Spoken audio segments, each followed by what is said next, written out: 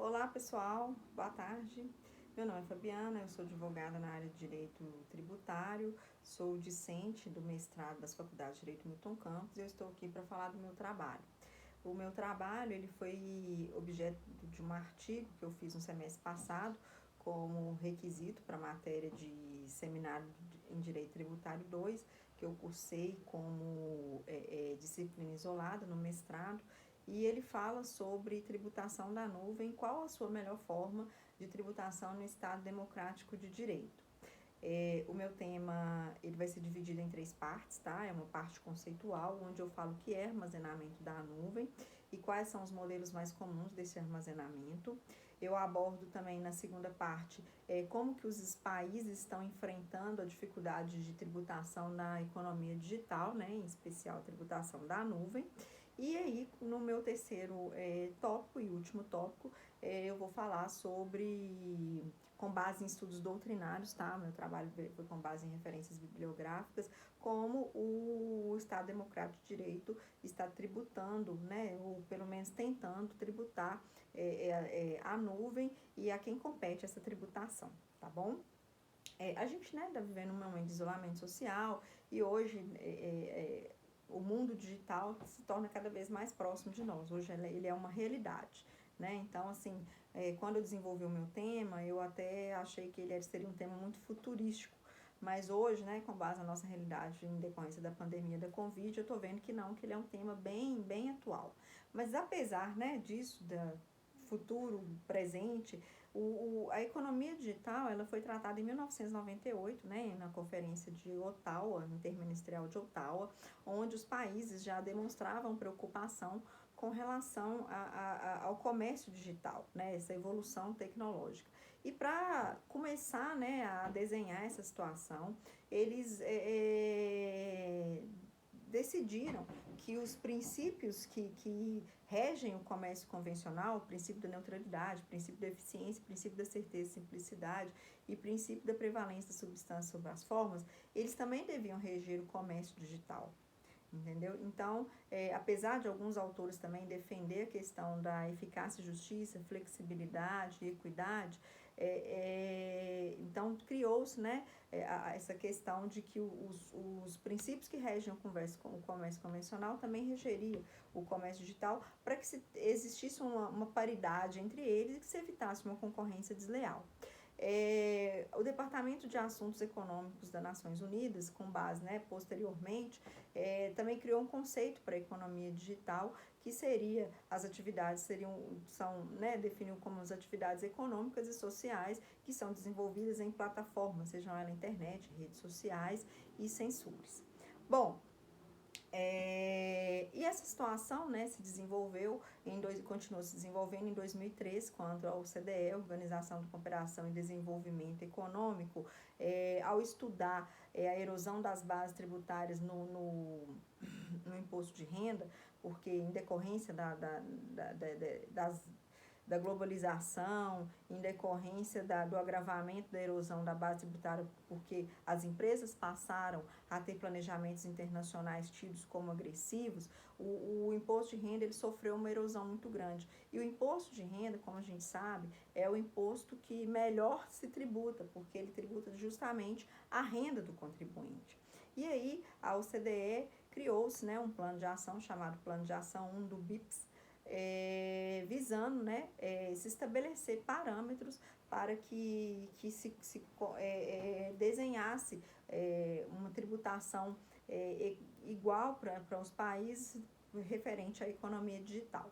Bom, mas isso vai ser um tema que eu vou discutir com vocês mais para frente, isso é o tema né, a parte 2 do meu trabalho, e eu vou começar, eu vou passar para vocês agora a parte conceitual do que seria a computação em nuvem. Eu não sou técnica, tá, gente, em computação, então eu trabalhei estritamente com base na doutrina, e então, eu não tenho um conhecimento aprofundado e técnico sobre isso, porque é muito específico, mas eu tentei fazer da melhor maneira possível para poder discorrer para vocês. A computação, a gente sabe, né, que a gente está vivendo um momento de desmaterialização. O mundo inteiro está vivendo isso. O que é isso? A gente hoje, tudo nosso é conseguido através de um clique, de um controle remoto, de um telefone. Antes a gente ia lá e tinha que ir lá alugar um filme. Hoje não, hoje a gente entra no Netflix da vida, Telecine, a gente já consegue assistir o filme que a gente quiser a qualquer momento. Então, com base, né, nesses novos modelos, criou-se a computação em nuvem. Então, o que seria, né, a computação em nuvem? A computação em nuvem, ela seria um armazenamento, né, de dados em local diverso de onde se desenvolve a atividade central, ou seja, ela é uma hospedagem de dados em um servidor diverso, né, daqueles que onde a gente desenvolve as nossas atividades. Em resumo, ela seria um hardware, né, para um termo mais simplificado. Bom, a OCDE, ela também defende, né, um conceito para a nuvem, que seria a disponibilização de serviços online padronizados, configurados, podendo incluir computação, armazenamento, software, gerenciamento de dados, enfim, uma gama de serviços. Então, esse seria, propriamente dito, o conceito, né, de computação em nuvem. A computação em nuvem, ela é feita em 3 armazenamentos. A gente tem, né, a infraestrutura as a service, que é tido, né, entre os profissionais da área como a base da computação em nuvem. Ela é uma disponibilização de infraestrutura, seja equipamentos físicos ou virtuais, que permite os usuários eles armazenarem seus dados. Como eu disse, ela é tida como a primeira camada da computação em nuvem. Então, ela é espécie, né, voltando à citação, ela é espécie de um hardware. Posteriormente, a gente tem a plataforma as a service, plataforma as a service ou plataforma como um serviço. Essa plataforma como um serviço, ela é uma segunda camada, né, da computação em nuvem. E ela é uma operação business to business, de empresa para empresas. Por quê? Porque essa plataforma, ela é disponibilizada apenas para as empresas, para que elas possam desenvolver, criar outros softwares, entendeu? E aí, a soma da plataforma com a infraestrutura, ou da infraestrutura com a plataforma, nós temos o software como um serviço, ou software as a service, propriamente dito, que é o que a gente utiliza hoje aí no nosso dia a dia, né? Os nossos aplicativos. Eles estão disponíveis no mercado tanto para pessoas jurídicas quanto para pessoas físicas. No mundo da computação são tidas como business to consumer, que são entre empresas e consumidores, ou business to business, de empresas para empresas também. E esse é o tema, né, do meu trabalho propriamente dito, porque é a parte mais emblemática da computação em nuvem, principalmente aqui no Brasil, onde ainda não se tem nenhum conceito sobre isso. Então, defende-se, né, que seria tributado pelo ICMS ou seria tributado pelo ISSQN, porque ainda não tem se seria, né, uma prestação de serviço ou se seria uma mercadoria propriamente dita. Mas antes da gente entrar nessa discussão, né, eu vou falar para vocês qual que é a grande situação, né, dessa situação no mundo, como que está essa tributação no mundo. Bom, com a economia digital, né, e a economia digital e os seus acervos propriamente ditos, o que inclui a tributação, o que inclui a computação em nuvem, criou-se uma série de problemas para os países. Quais são eles? Por quê? Porque o patrimônio das empresas hoje deixaram de ser material. O patrimônio das empresas hoje ele é imaterial.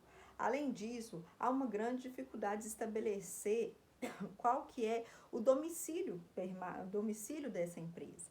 Então, onde ela seria tributada? A empresa vai ser tributada no que a gente chama, né, de estado-residência, ou ela seria tributada no seu estado-fonte, onde ela desenvolve a maioria de suas atividades. Por quê? Porque uma empresa, né, nesse ramo, ela pode desenvolver sua atividade em qualquer lugar do mundo. Então, não existe, né, criou-se uma grande insegurança jurídica nesse estabelecimento, nessas relações transnacionais, em decorrência dessa situação. E é claro que esses gigantes, né, essas empresas grandes, elas vão procurar lugares onde o custo é mais barato. Então, é o que a gente chama, né, de planejamento tributário agressivo. Então, criou-se essa situação, o que dificultou mais ainda a questão tributária nessa área. Em decorrência disso, né, a OCDE, através do Plano de Ação 1 do BEPS, ela criou uma série de sugestões, né, para que se tentasse minimizar os problemas, entendeu? Ela tentou criar, sugestionou que os países criassem um estabelecimento permanente baseado numa presença econômica significativa, sugestionou a imposição de um imposto retido na fonte com base em certos tipos de transações digitais e a introdução de um imposto de equalização. Enfim, os países, eles não optaram, né, assim, alguns acataram mais na maneira deles a sugestão da OCDE, mas a grande parte dos países, por questões de divergências de entendimento, não implementaram, assim, ou implementaram parcialmente, né, essas sugestões. A OCDE, ela tinha um planejamento, né, de dar segmento nesse plano de ação agora, em 2020, mas com essa questão que estamos aí vivendo de pandemia, eu acredito que esse processo ficou meio que um pouco paralisado, entendeu? Porque a grande questão nossa é acharmos a cura para a Covid 2019. Mas alguns países, né, como França, Estados Unidos, dentre outros, eles criaram, né, um conceito de estabelecimento permanente, criaram impostos retidos na fonte, impostos sobre o volume de negócios, regimes específicos para lidar com essas grandes empresas multinacionais. Enfim, ainda há muito a se avançar. Avançou-se pouco, mas ainda há a se avançar. Mas acredita-se que uma hora tem que se chegar num consenso. Mas e no Brasil? Como que ficou a nossa situação no Brasil? O Brasil, ele trata, né, da propriedade, trata, né, da propriedade intelectual através da lei de 1998, a 9609, e nessa lei, né, em seu artigo 9º, o Brasil começa a discursar sobre isso, quando ele dispõe que o programa de computador, ele se equipara a uma propriedade intelectual, ele é protegido por direitos autorais, bem como ele estabelece que o programa de computador seria tratado ou seria objeto de um contrato de licença. Com base nessa lei de 1998, subentende-se, né, que os softwares seriam tributados pelo ISSQN, de competência dos municípios. Mas um recurso extraordinário, né, do Supremo Tribunal Federal, o 176.626 de São Paulo, ele cria uma divisão do que seja software. Com relação aos softwares, aos softwares encomendados, aos softwares feitos específicos, aos softwares sob encomenda com usuário, para um determinado usuário, segundo o STF, ele seria de competência do SSQN. Seria, na verdade, um contrato de prestação de serviço tributado pelo ISSQN e competência dos municípios. Já o software que a gente considera de prateleira, aquele produzido em larga escala, enfim, sem finalidade específica, ele seria considerado uma mercadoria e seria tributado pelo ICMS de competência dos municípios. Além do entendimento, né, assim, com base, né, no entendimento do STF, criou-se ficticiamente uma divisão aí da competência do software em relação ao ICMS e em relação ao ISS de competência dos municípios. Mas mesmo assim, mesmo com esse entendimento, outros órgãos, né, como o CONFAS, no convênio 181 de 2015, ele edita um entendimento onde os softwares seriam tributados pelo ICMS, e também no estado de São Paulo, respondendo a uma consulta tributária, número 15.093 de 2017, o estado de São Paulo também defende que a tributação seria do ICMS.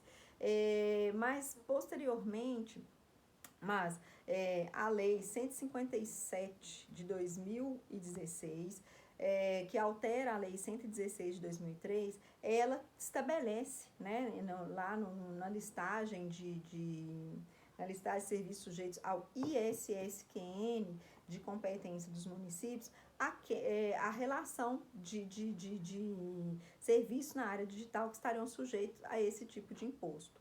E com base nessa lei, subentende-se hoje que a tributação da nuvem, né, os softwares decorrentes da tributação em nuvem, seriam tributados pelo ISSQN. Mas também existe, como eu disse, em São Paulo, depois disso houveram outras discussões, o município de São Paulo lançou outros entendimentos, enfim.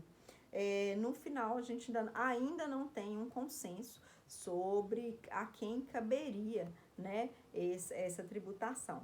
Mas, bom, como não há consenso, né, a gente, apesar, né, da gente estar aí com leis não homogêneas ainda, com uma lei específica para delimitar o tema, como que ficaria essa situação com relação à tributação em nuvem? Bom, esse parecer é meu, né, com base nos estudos que eu realizei. Eu entendo que seria o caso, talvez, dentro dessa reforma tributária que está para ser discutida, que se criasse um imposto residual com base na competência, um novo imposto, né, com base na competência residual da Constituição Federal, no artigo 154, inciso 1, para que se tributasse através de um novo imposto. Por quê? Porque, ao meu ver, tá, gente, isso é uma opinião minha, e é de alguns autores também, tá? A nuvem nada mais é do que uma disponibilização através de licenciamento de um direito de uso por parte do fornecedor. E aí, nesse caso, ela se enquadraria como uma espécie de royalty, tá? Então, o tema, como eu disse, é novo, não existe um consenso, está embrionário, tanto no mundo como no país. Então, a gente aguarda aí, né, o que vai ser, quais serão as medidas dos governos nos países, tanto no Brasil, para regulamentar essa situação. Existe, né, um projeto de lei, o 5.051 de 2019, que trata da inteligência artificial, que também está tramitando, mas esse projeto de lei não abarcará a questão da tributação, tá bom? Bom, espero que eu tenha passado para vocês um pouco dos meus conhecimentos, do que eu consegui aprender, do que eu consegui sobre o tema. Desculpa eventuais falhas. Eu gostaria de agradecer imensamente, professor Elcio, a oportunidade de estar falando para os meus colegas, né? Gostaria de ter sido presencialmente, mas assim, te falo também que foi um desafio que ensaiei diversas vezes para estar aqui. Obrigada, pessoal, pela atenção e um abraço a todos.